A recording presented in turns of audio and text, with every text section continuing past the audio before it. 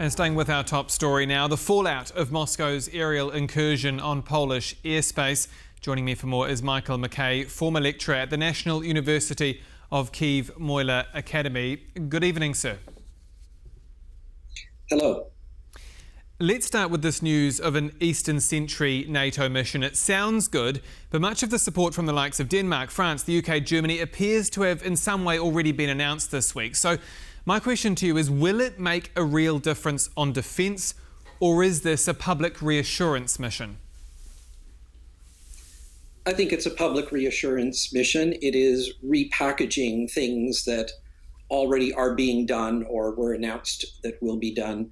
So I think it's purely reassurance. What I'm discouraged is that it is an internal message of reassurance and not a message of any kind to the Russian aggressors, which is what is called for at this moment. I think most policymakers who have been making statements over the past few days have been directing comments at their domestic audience and nothing at all towards the Russians that attacked Poland. And I'm very discouraged at this. I think the Russians see this as a sign of weakness and as a sign that their attack succeeded. You bring me to my next point, because despite announcing this mission, NATO Secretary General Mark Rutte today refusing to call the incursion deliberate. Is he right to be cautious here, or is he playing into Putin's hands? He's absolutely wrong to be so cautious. And in fact, by making a statement like that, I would say he's being reckless because it is not truthful. Poland was attacked. It was a deliberate act of war. We cannot say it was an accident.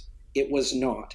And to recognize that and to respond appropriately is what is called for at this moment. To fail to do so puts the citizens of Poland and every NATO country in grave danger. So I think Mark Rutte's comments are, in fact, reckless. Across the Atlantic, we're hearing Donald Trump say, oh, maybe this drone swarm was a mistake. Then he says, well, no, we need to come down very hard on Russia. What does this umming and ahhing by Trump, again, do for unity in the West, and especially that of NATO? It shatters it. In fact, today Trump said, I'm trying to quote him correctly, I'm not gonna defend anybody, when he was asked about Poland and a question that was referring to Poland's invocation of Article 4, a provision of the North Atlantic Treaty that requires allies to consult with each other when the security, sovereignty, territorial integrity of any member is threatened, which Poland's definitely has. So whereas the United States should be conferring with Poland and other allies, it in fact is doing the opposite. Trump saying effectively, I will not meet the obligations the United States has under the North Atlantic Treaty.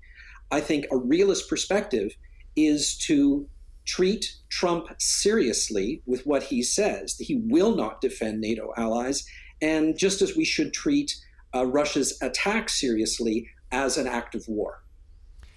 How do you read the response over the last few days? If we look at NATO more broadly, is this a win for the European response, but ultimately a failure for NATO? I mean, Article 5, that clause that an attack on one is an attack on all, it's a NATO clause. It requires American buy-in. We haven't seen that American buy-in alongside European allies in recent days.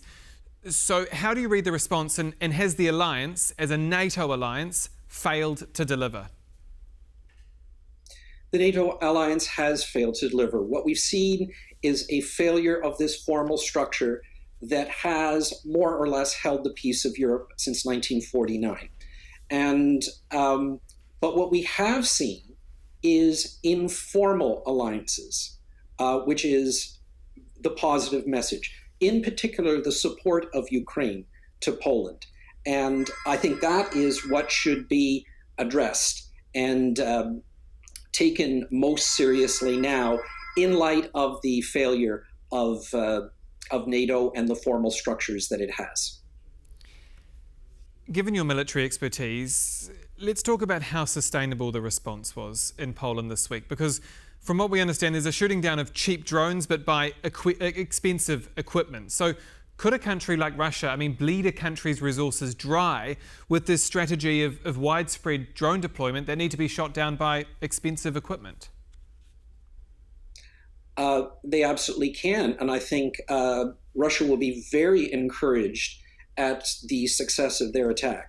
NATO forces only shot down, I believe, 4 of 19 targets, which is something like a 23% success rate with very expensive military hardware. So the cost-effect ratio is all off on this. Whereas in the same attack, let's not forget this was a combined attack on Ukraine and Poland. On the same night, Ukraine faced almost 400 drones and missiles and shot down about 93% of them, some by means as inexpensive as a 50 caliber machine gun. So the cost effectiveness ratio is all on Russia's side.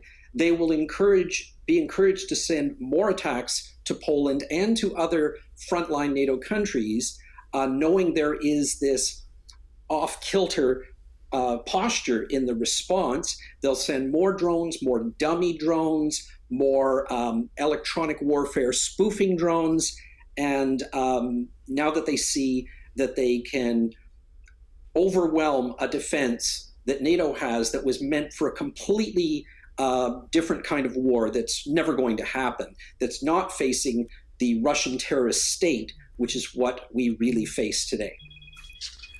What does this all tell us about how prepared the eastern flank is, particularly when it comes to air defences? You mentioned the success rate there in shooting down those drones and compared to Ukraine. Instead of 19 drones, what would happen if the eastern flank, not just Poland, but countries in the Baltics too, would face, say, hundreds of drones?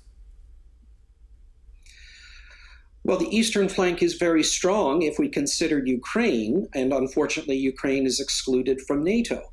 But if we exclude Ukraine, then the eastern flank is incredibly weak. It's got a big hole in the middle of it. And so if I was a citizen of any Eastern European country that's a member of NATO, I would be very worried.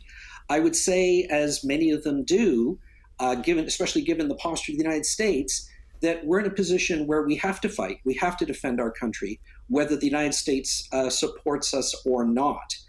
Ukrainians are used to that feeling. And now I think more and more people in NATO's Eastern European member states are coming to that realization as well. We have to fight no matter what. You mentioned there that citizens living in the eastern flank and the Eastern European countries should be worried. Is there something to take that is reassuring from the last few days? Something that you see as an element that has worked well, that proves that Eastern Europe can defend itself? Or Central and Eastern Europe?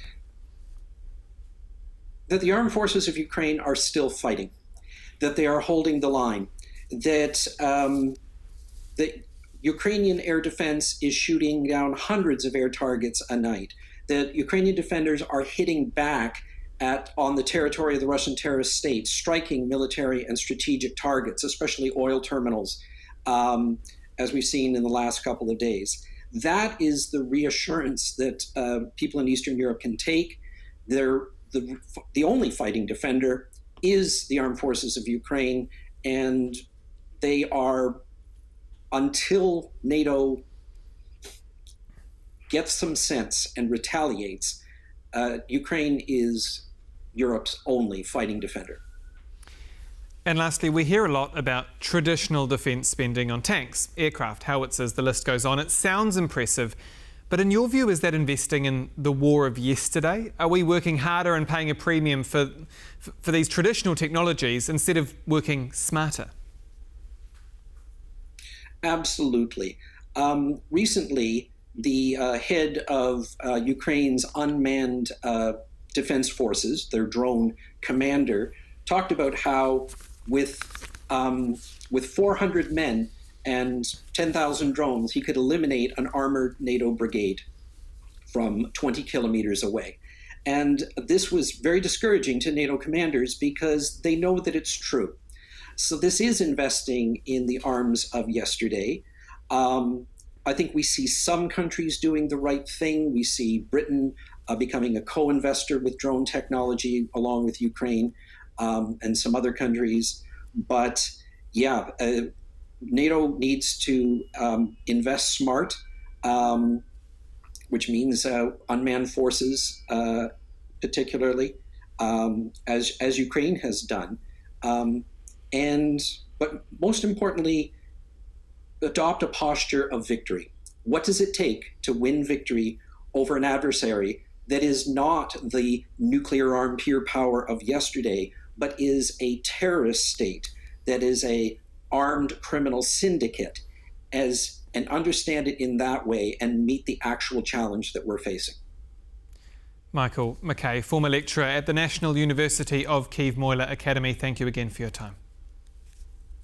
Thank you. And that's all for World News tonight. Do stay with us here on TVP World. I'm Aaron Darman. Good night.